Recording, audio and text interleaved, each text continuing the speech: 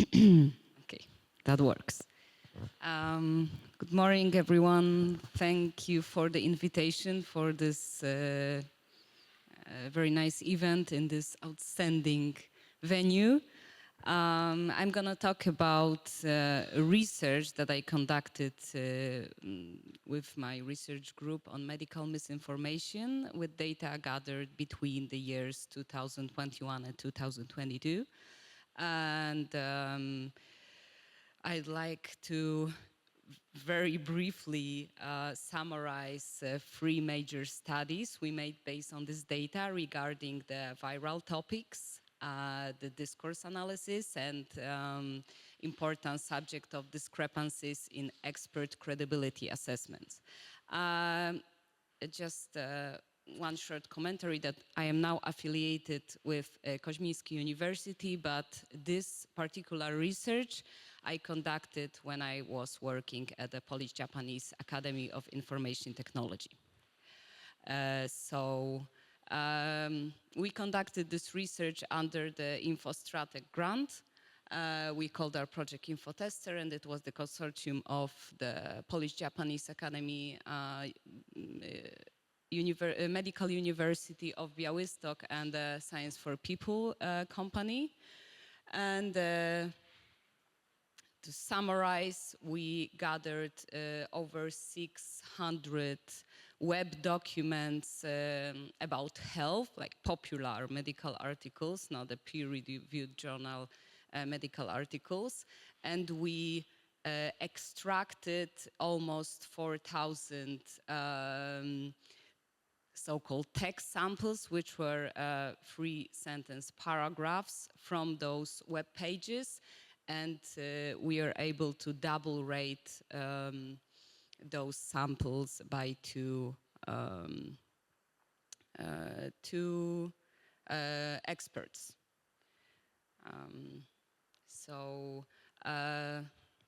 I will talk a little bit about our data acquisition methodology.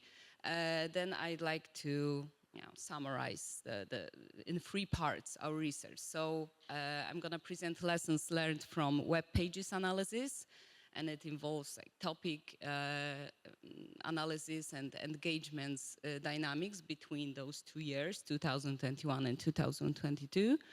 I'm gonna describe the lessons learned from annotation protocol enhancements procedure, because we aimed at making the inter-rater agreement bigger in 3 iterations. And I will show how successful we were by doing this. And last but not least, I will present lessons learned from reviewing the annotations of those paragraph text samples themselves. Okay, so our data acquisition flow was as follows. First, we conducted physical questionnaires among 122 physicians on the Medical University of Białystok, because we wanted to collect false medical information that is prevalent among patients. So real people who are talking about some subjects related to some prevalent misinformation that can be spotted by the physicians in their clinical practice. So we've gathered the list of real life problems. And the example of such problem is that cardiological patients do not wish to take statins because of the alleged poor effectiveness. Statins are the medicines to reduce the cholesterol levels in the blood.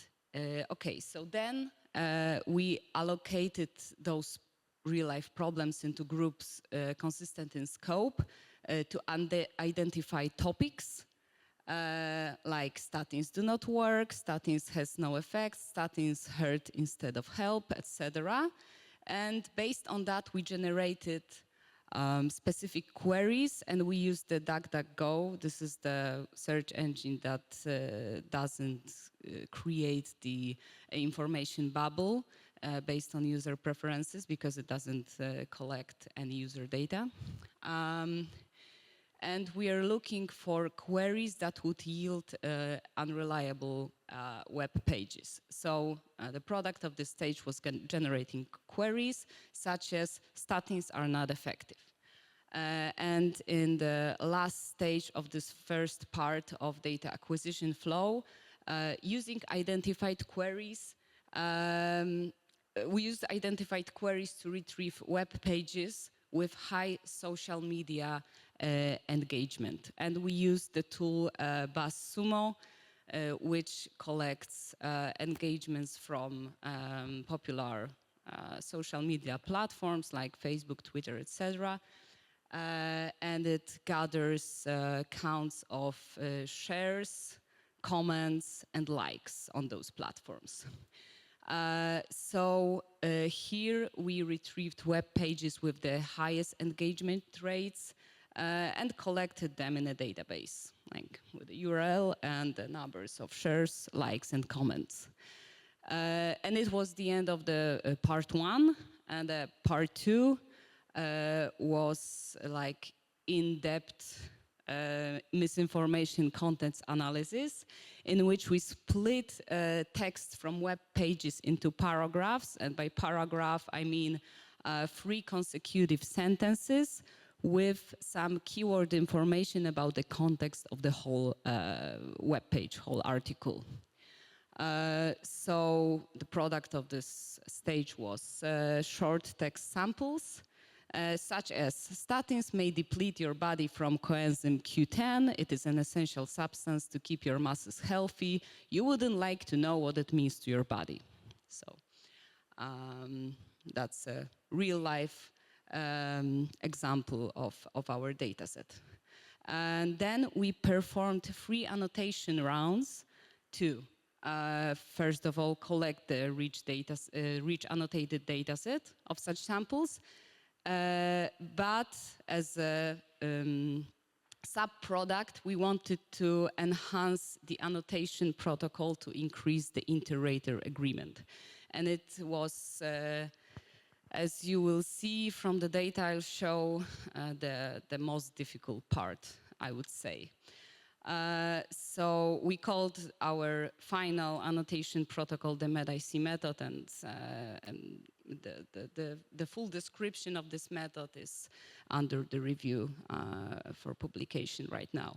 So yeah, just another figure to depict better the web page collection procedure. There were topics that we identified through the questionnaires. Then we generated some queries based on the topics. We retrieved over 8,000 web pages, but by selecting only top 10 most engaged with per query, we collected only the subset of web pages, and by excluding non-medical content and include only textual content, so we skipped the videos, for example. We ended up with a final data set.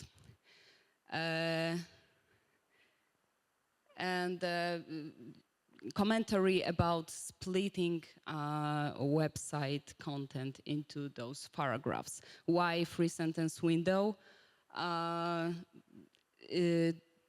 This choice was based on our previous study, and the assumptions for the text sample was as follows. We wanted it to be as short as possible, but still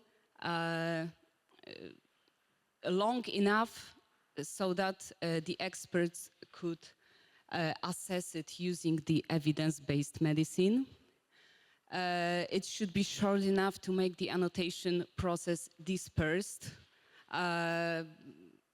for example, via crowdsourcing in future applications, and it should represent either a fragment of a longer text or a single social media post or comment. Because from what we found from a literature review, there exists a lot of studies about long articles classification, like the whole text analysis, but not so, or only for the social media posts. But none of the studies combine the two. So we try to do that. This is the scheme of the annotation round for our experts. They had those 5 keywords that reflected context of the whole article, then the body of the text sample itself, the general assessment part, so is it credible, non-credible, or impossible to assess? And if the annotator chose the non-credible label,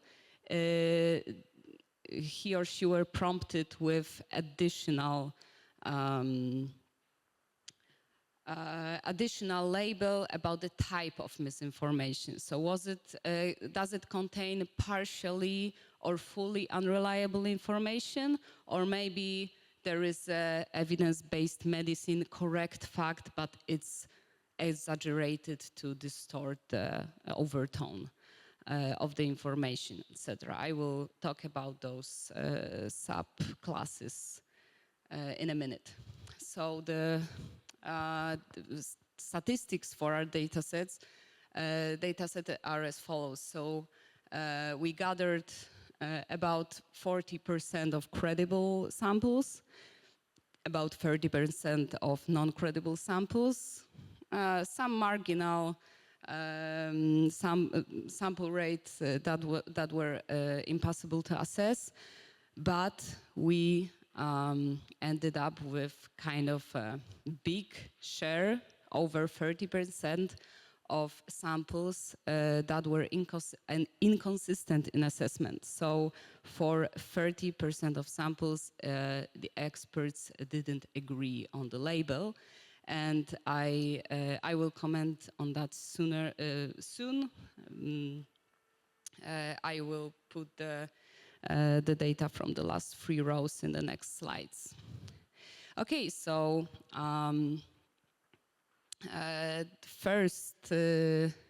first part of the main findings, misinformation topic dynamics between the years 2021 and 2022. We can see the huge difference in the COVID-19 topic dynamic, because the interest in this topic itself decreased dramatically between the 2 years. And also the share of web page count as well as engagement in the credible versus non-credible sources in 2022 differs dramatically from 2029. So I think that we can accept that we were heading towards the end of the pandemic, so naturally people became less interested in this topic. There were introduced some interventions in big social media platforms to reduce the number of non-credible information about COVID, and they proved successful. So not only the shrink in the attention for the subject, but also the big reduce of non-credible subjects share for these topics.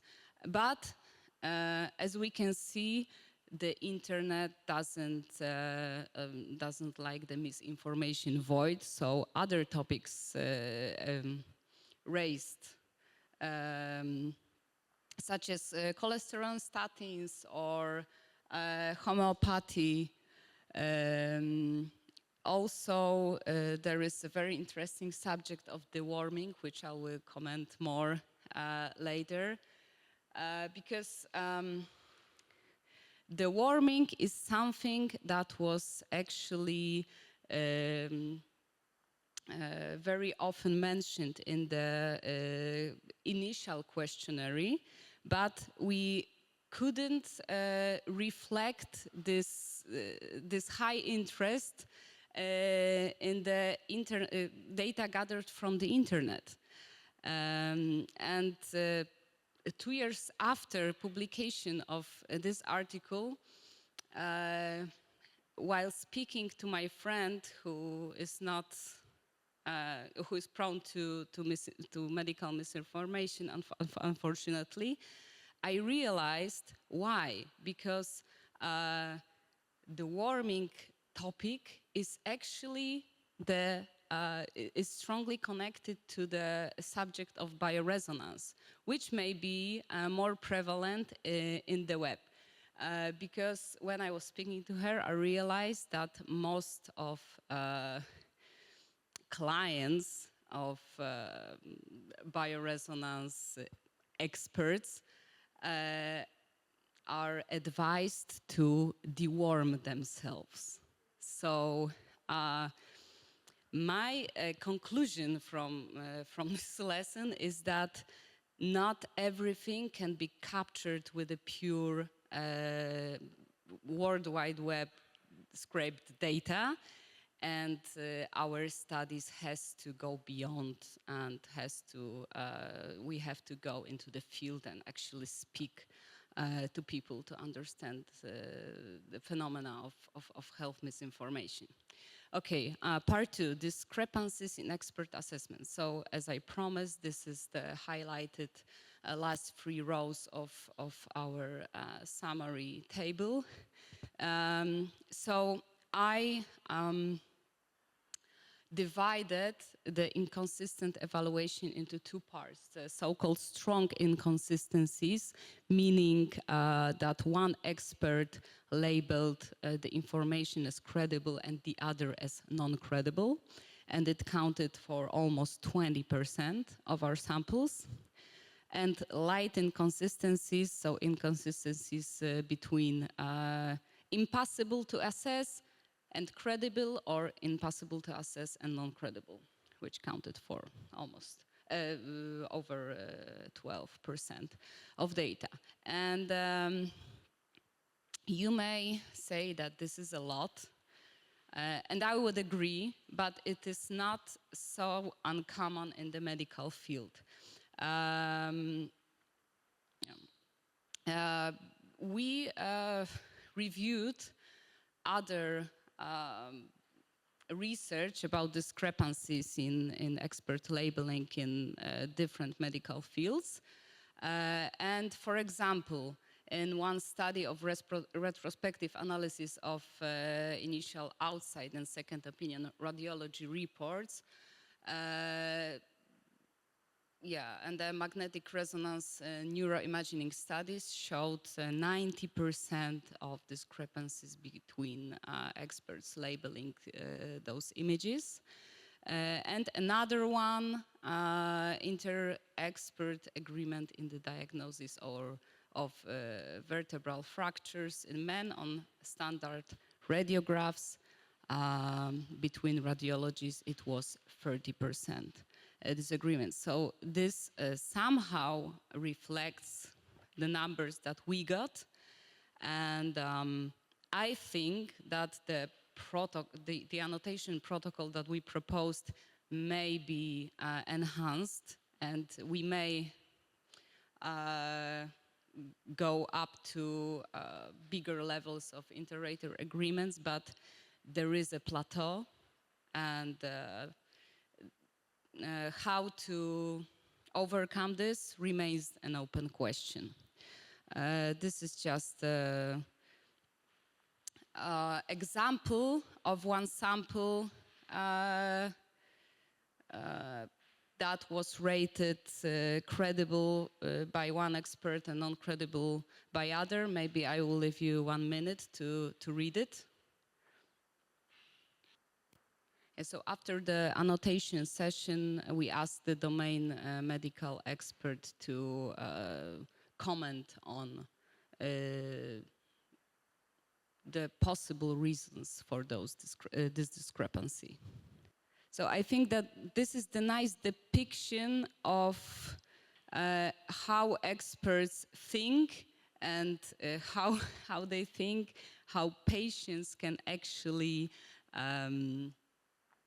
feel after reading some piece of information. So for one expert, the fact that in some clinical situations, doctors are required to do as described makes it credible, but the other expert thinks that the marginal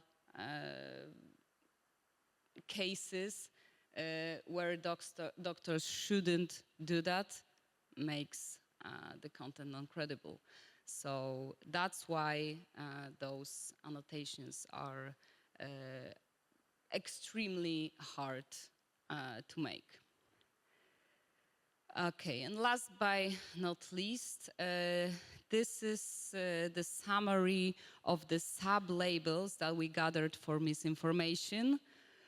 The possible labels were: the sample is entirely false, the sample is partly false, the sample is in accordance to evidence-based medicine, but there is an exaggeration that makes the overtone non-credible, or there is one word that distorts the overtone of the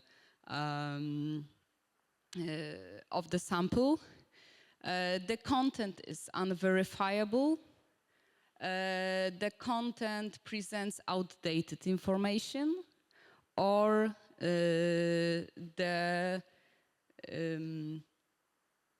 the text is in accordance to EBM, but there is a part that softens the overtone, so that we can actually think about it is somehow true, somehow credible. So to sum up, for the two annotation rounds, with one round expert labeling session and the second one, the statistics seems pretty similar. So non-credible samples that were partly or totally false make up only about 2/3 of misinformation, and other reasons than false information makes up as much as 1/3 of non-credible samples. And I think that is pretty important task. And to depict this problem with some real-life example from my experience, also from the discussion with other friend. She was breastfeeding her baby, and I make kombucha at home, so I wanted to share it with her, and I proposed, do you want some kombucha? And she said, no, I cannot because I'm breastfeeding. And I read on the Hafia Instagram account. Hafia is a very popular, very influential woman that spreads information about breastfeeding. And she said that there happened infant deaths after a breastfeeding mother consumed kombucha. Is it true or false? True, because there are breastfeeding mothers consuming kombucha, and there happens, unfortunately, infant deaths. So the probability of infant death after a breastfeeding mother consumed kombucha is non-zero. But is it credible? Yeah. Yes or no? Some experts, probably most of them would say no, but there will be some of them that says, but this sentence is true, so why should we mark it non-credible? Okay, so this is the example from our data set. Once again, I will leave you a minute for you to read it. There is the sample and there is the commentary of the expert. Generally, exaggerating very rare adverse effects of drugs is a typical manipulation technique in health misinformation. So this is like the flag example of this subcategory. Okay, so to sum up our studies, I would say that the most important conclusions are that internet misinformation does not tolerate the void, and if we are successful in battling one topic of misinformation, the three more will arise. And to truly understand this phenomena, we need to extend studies between the World Wide Web monitoring and how to connect it in the systematic way remains an open question. The next important conclusion is that discrepancies between medical experts reaches some plateau at the level between 20–30%. And we have to figure out how to make it smaller. And the task of capturing health misinformation is much harder than a simple true versus false questions. And I'm really unhappy to see that 90% of computer science research still relies on this distinction. So we have to speak louder about this. And my personal remark is that, as always, education is the key, and capturing misinformation in web is something hard but doable. But most important is to educate people how to spot manipulation types, how to spot misinformation, and it should origin in people's heads, not in external classifiers that we can introduce to web. Okay, thank you very much. Do you have any questions? Not really, because we finished this research part in 2022, and the boom for LLMs happened just right after. But it is part of our future plans. So yes, we will definitely do that. Thanks for this suggestion. I think this is an extremely hard question to answer, and I don't think I have the answer. To take a step back, even from what you've asked, I think that the biggest problem is that people cannot think properly about the statistics. People don't understand statistics. And this is the problem. They don't understand that 1% risk is not zero. And that's why I would put so much emphasis on the education part. But this is not something that experts can do themselves. It's not their job to educate. Well, it is, of course, but if we think about the problem of time per patient they have, etc., it's pretty hard to introduce in real life. But starting from schools, I think that more emphasis should be put in education on statistical thinking, on understanding probabilities, and maybe that would result in a broader discussion between lay people about possible discrepancies in expert opinions, because experts also rely on data. And the way the data is gathered and processed also differ. So some experts may rely more on some kind of statistical processing, and some experts on the other. Uh, and lay people usually want simple answers, which don't exist. So yes. Yes, I think that information campaigns based on the misinformation topics retrieved from the web are essential. And I think that in the future, some government expert panels would push the government to put more money and efforts on this. I agree. I think that in some cases we can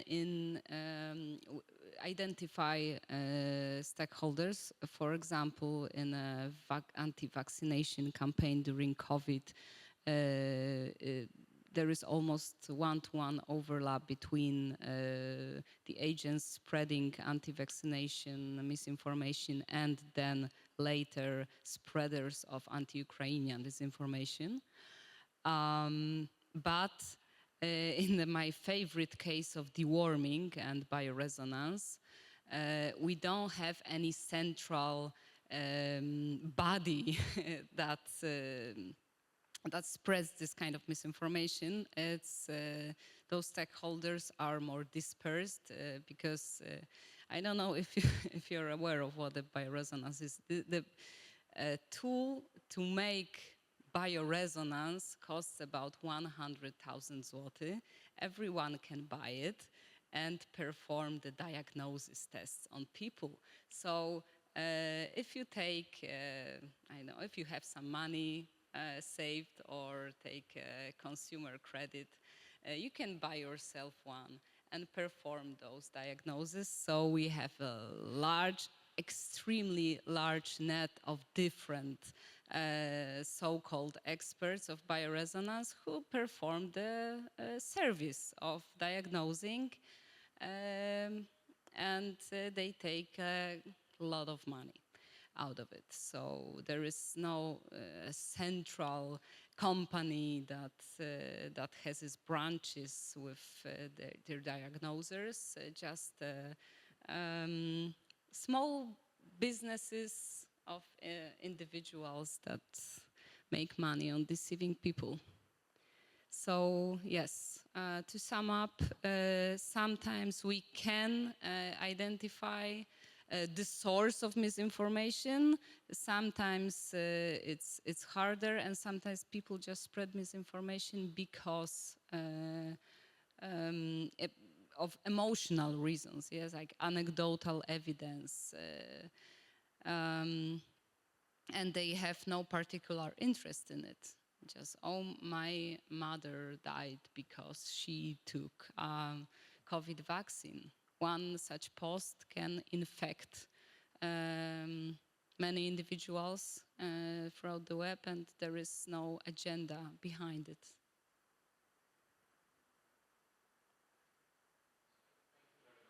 Thank you.